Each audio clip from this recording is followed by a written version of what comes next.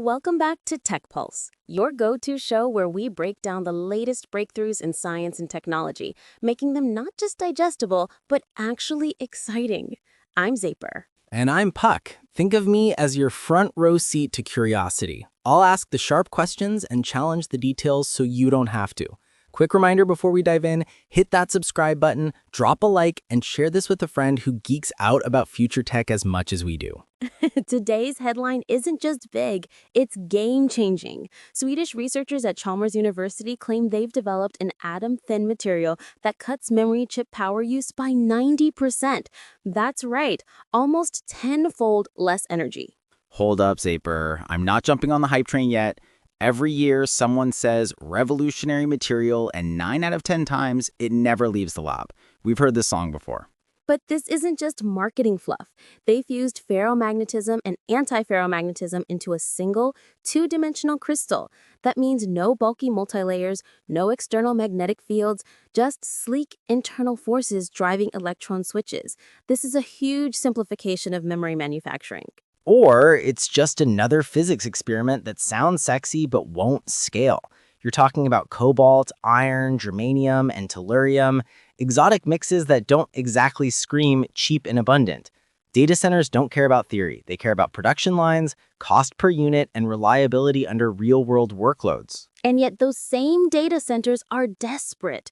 AI training alone is guzzling electricity, 4.4% of US power today, and possibly triple by 2028.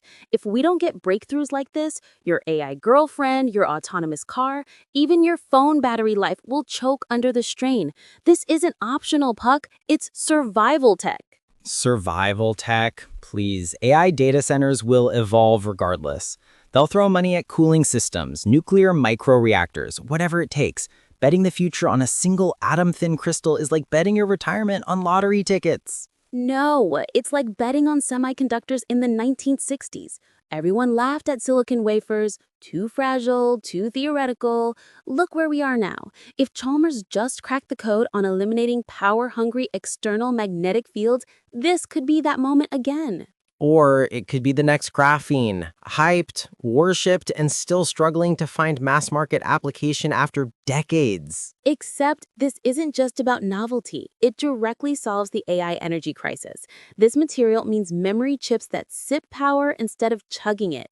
Imagine training GPT-like models without needing the grid of a small country.